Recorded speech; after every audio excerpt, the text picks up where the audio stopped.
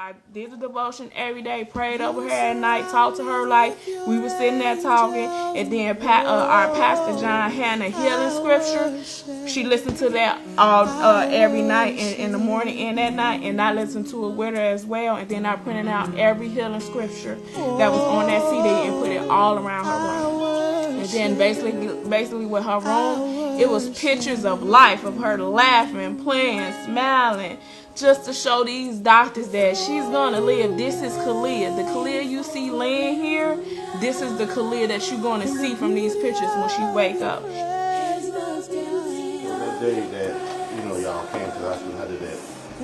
The day. The first day we got here? Yeah, the first day y'all kind of like, okay, what's going on, or? When we got here Friday, March the 2nd, the transport team here came all the way out there to get us because they weren't going to bring us here. So they came out there to get us, made sure she was good because, we traveled like out 20 minutes. So they made sure she was good, got us in the ambulance, and even the med team was awesome because they come and check on her still.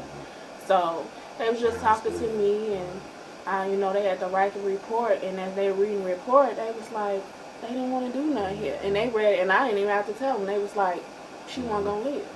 And I'm glad that you called and got a transfer. So once we got here, soon as we got here, they rushed her into the room. All 12 doctors came in there. They took me in the lounge. Dr. Craig, the director, he talked to me. He was like, we going to help her.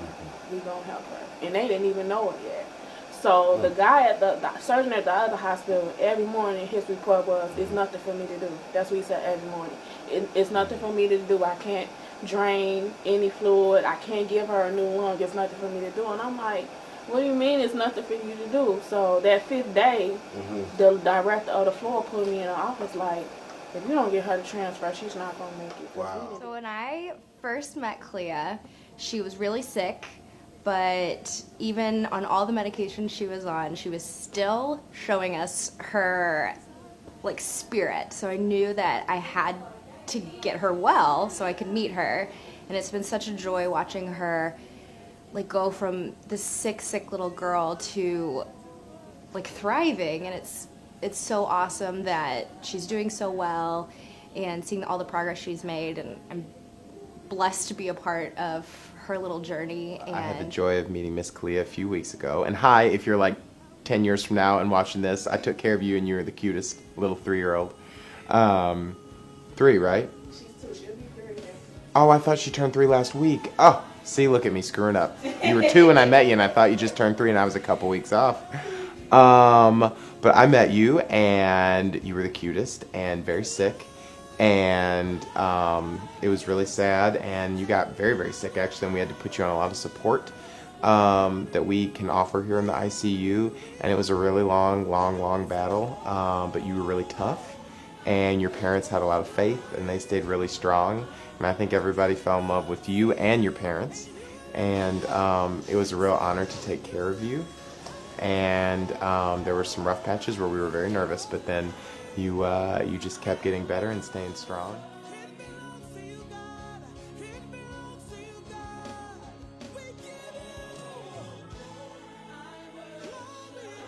Come to find out, it gave them hope, and they helped them fight for her, helped them fight to understand that, this little girl is going to fight. She's going to be a miracle, and we want to be here to see her wake up. And I didn't know how they felt until I talked to them, and I was like, I'm glad I did that because it helped them fight for her, because they was telling me that most moms don't even come in there and do none that, do everything I did, praying over child, talking to them, put scriptures up. They just sit there and look at them. And I'm like, no, she's alive. She's just going through a process right now.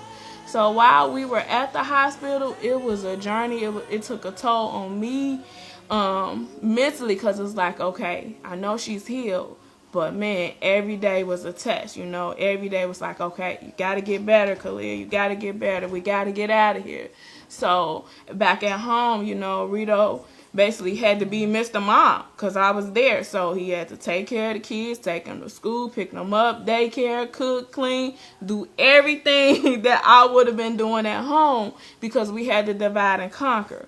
And what I'm so blessed and appreciative of is that he let me do that. You know, some people be like, you know, you have to come home because I can't do all this by myself. But he let me stay with her. Let me stay with her by her side the entire time. Let the devil know how serious you are. Open up your mouth and let the devil know.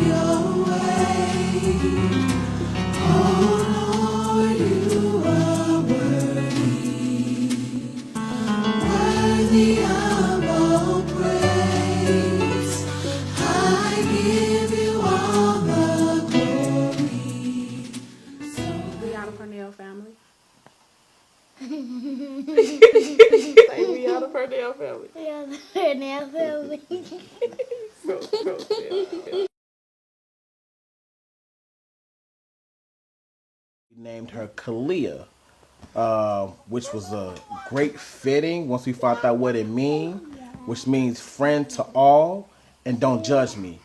And I tell you what, this little bundle of joy, she fits that description. And everywhere we go, she gonna make you speak to her. She gonna say hi to you, and she gonna wait till you say hi back. And she just so filled with love and just so filled with joy and just the things that she say, you be like, but you're only